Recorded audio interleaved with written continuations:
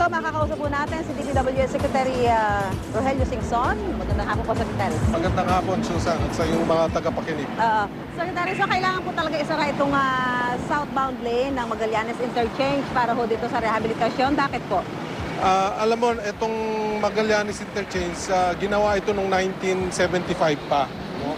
So hindi pa tayo nagkakaroon ng major repair dito. At siguro nararamdaman nyo naman, yung mga nakaraang araw, talagang lumundo na ng husto itong rampa, no? Yung southbound ramp.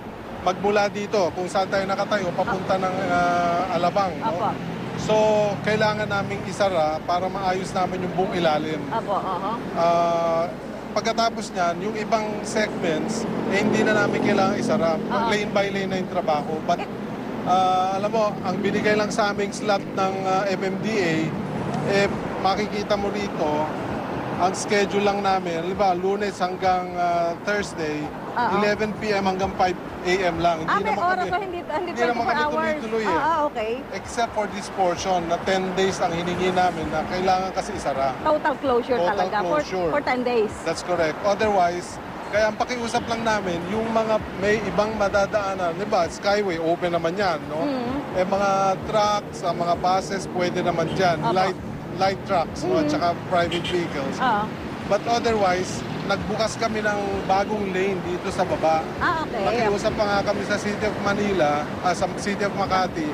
Inalis pa namin yung kanilang isang fountain para malagdagan namin ng lane. Okay. So yun yung 10 days, Secretary, sapat na ho yun para sa gagawin yung rehabilitasyon. At least dito ho sa southbound lane. That's correct. Ayun ang tansya ng aming contractor. Bubungkalin yung ilalim at saka lalagyan ng mga panibagong konkreto at saka mag-overlay. Okay. Secretary, ito ho Magallanes Interchange, kumbaga sa sasakyan parang i-overhaul, ano? Ito ho ba gagawin pagkukumpuni sa southbound, bahagi ho ng rehabilitasyon? Yes, it is a total repair rehabilitation. So mangyayari dyan, ang mahalaga dito yung mga expansion joints. Kala mo kung dumadaan ka dyan, para kang nasa release ng tren, bigla kang... So yun, naayusin. Yung ibang portions dyan, i-jack pa yan. Okay. Pero hindi na, ito lang isasara total. Yung iba, lane by lane na yung trabaho. So gumagawa na ho ng mga pagre-repair, hindi lang natin nararamdaman dahil... That's correct. Yung buong ilalim na repair na halos pinalagyan na namin ng carbon fiber yan para tumibay.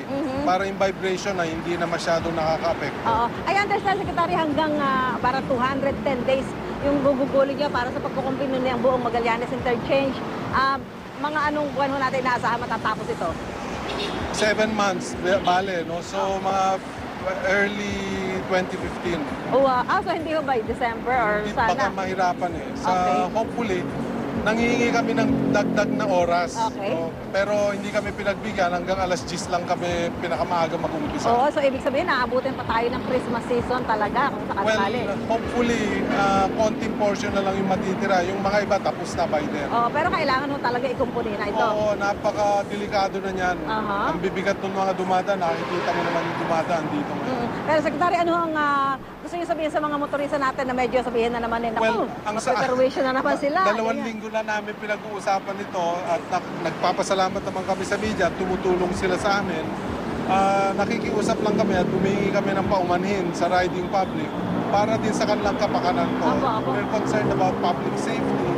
So, meron naman mga alternate routes. Skyway, dun sa Ross Boulevard, yung galing sa EDSA.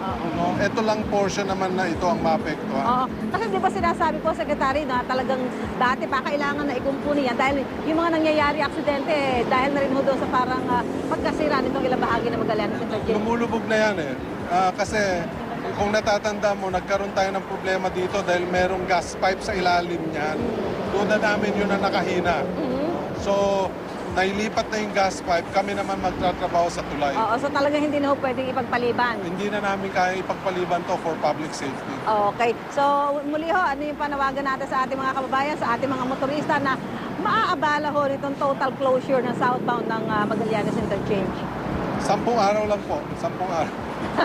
10 araw. Sigurado naman tayo matatapos natin yan. Well, pipilitin namin yan. Kung kakulangin kami sa oras, makikiusap kami kay Chairman Tolentino na bigyan kami ng dagdag oras. Mamayang alas 10, ano mga mangyayari? Ano yung makikita natin dito? Well, may mga bagong traffic enforcers dyan.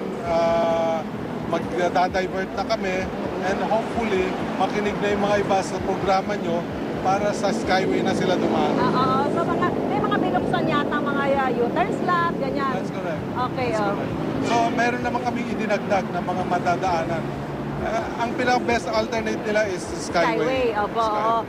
Yung mga diretso hanggang Paranaque, ano That's po, correct. Calabang. Skyway na muna. Skyway Oo. na muna. Oo, at nangangako naman ho si Secretary na August 17, pipilitin nila matapos. Otherwise, ihingi sila ng extension. At Hihingi nakabukas kami ng naman na yun. additional working hours. Yung bang sinasabi nyo na parang binigay na oras sa inyo ng MMDA para doon sa ibang repair works na ginagawa dyan, hindi pa ho ba kayo napag-usap para dagdagan pa yung oras?